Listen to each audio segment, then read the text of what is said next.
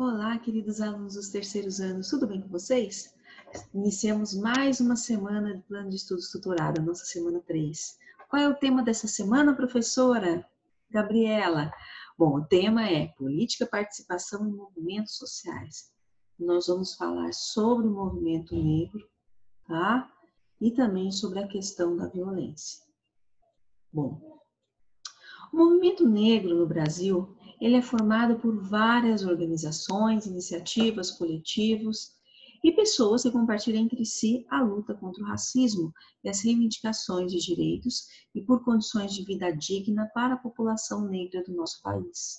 Com isso, podemos falar de movimentos negros no plural.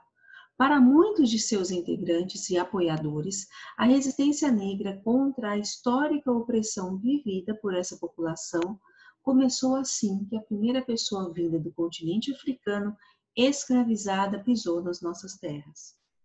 Bom, a população negra, de acordo com o Instituto Brasileiro de Geografia e Estatística, cerca de 56% da população é constituída por negros e pardos, o que faz com que nós, brasileiros, no Brasil, tenhamos a maior população negra fora da África. Isso se deve ao enorme contingente de africanos que chegam nessas terras na condição de escravizados e contribuíram por meio de seus saberes e tecnologias para o desenvolvimento econômico e cultural do país.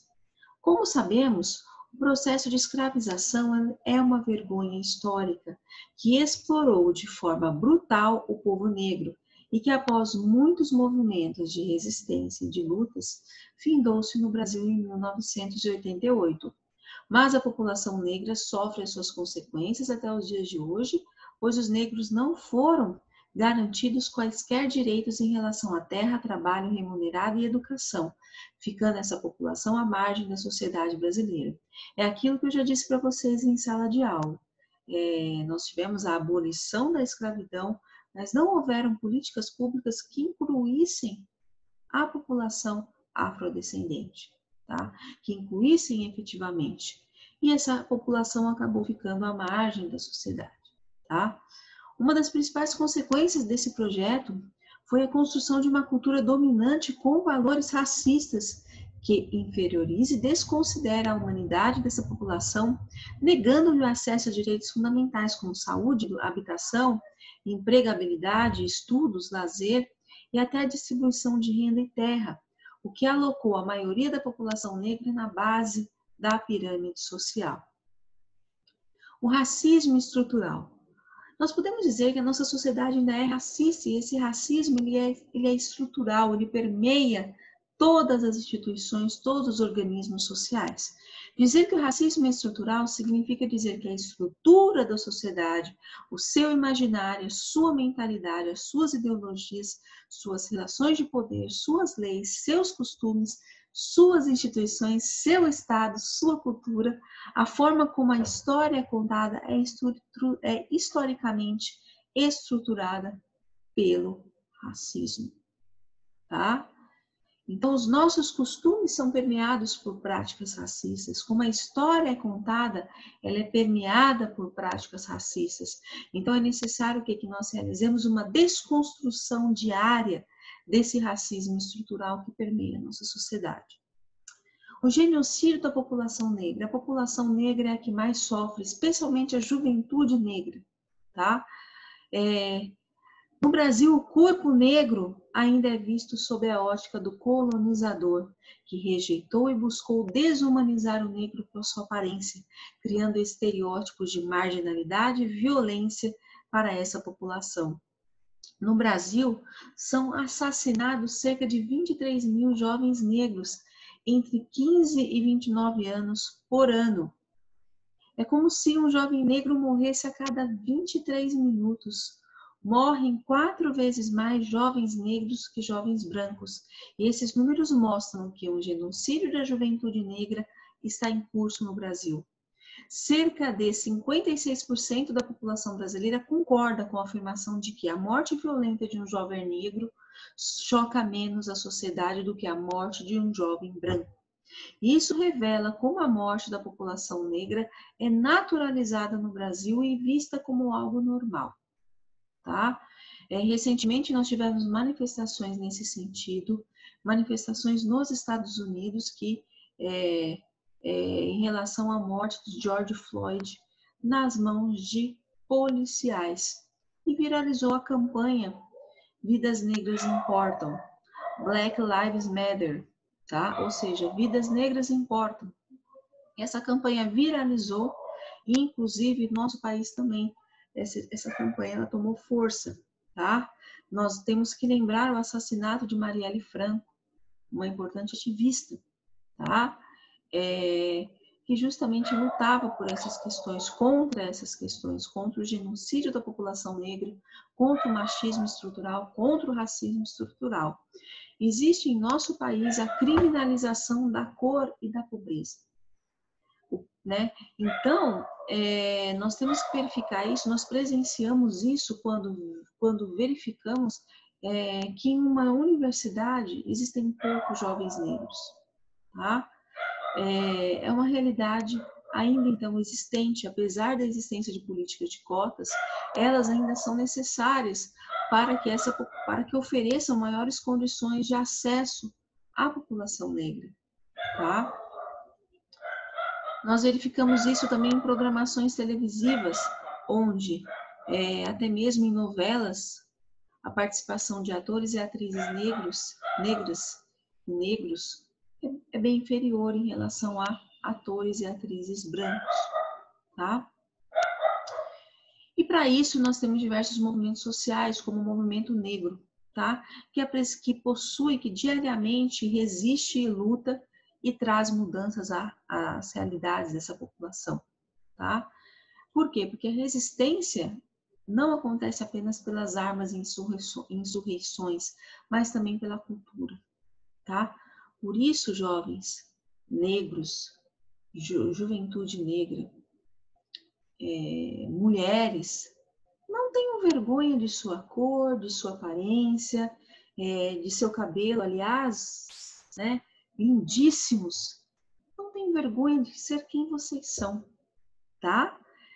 Por quê? Porque a cultura também é uma forma de resistência. A cultura é bela, as culturas são belas, tá?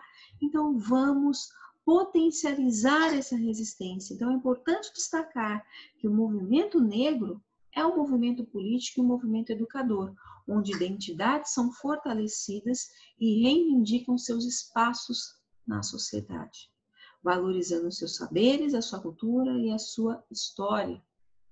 Tá, pessoal? Bom, essa foi a atividade, a explicação da semana, tá? No nosso plano de estudo estruturado, vamos aos exercícios. Exercício número 1.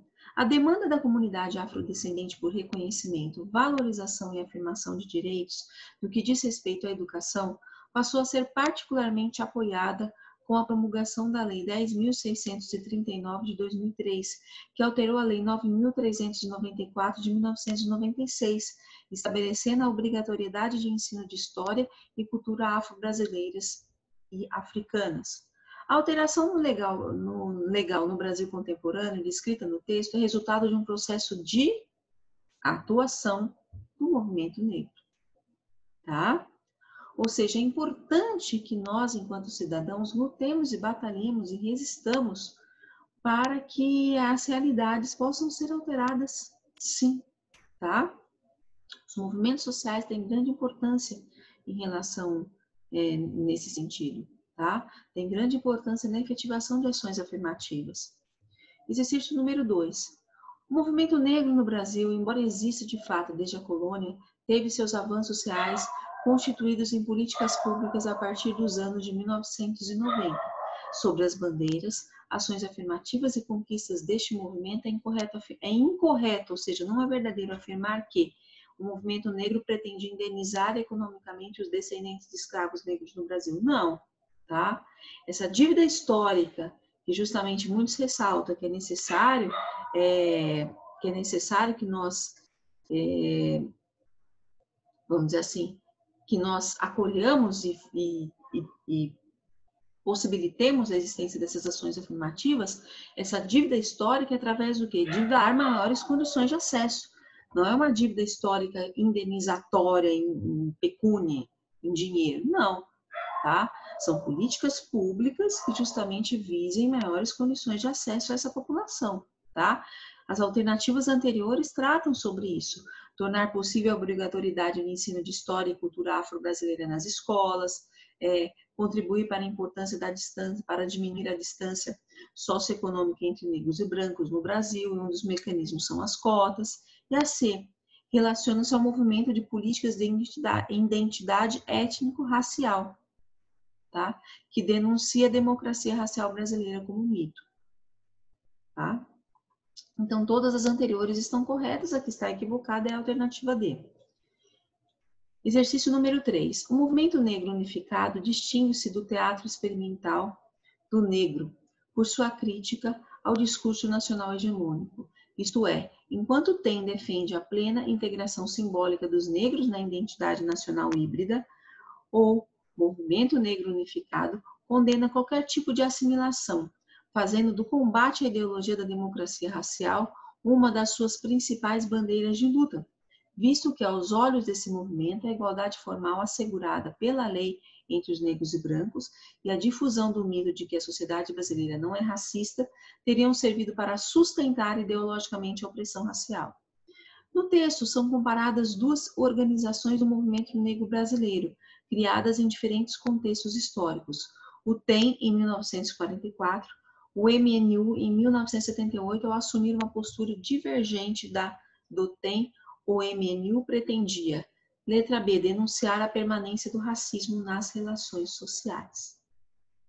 Ok?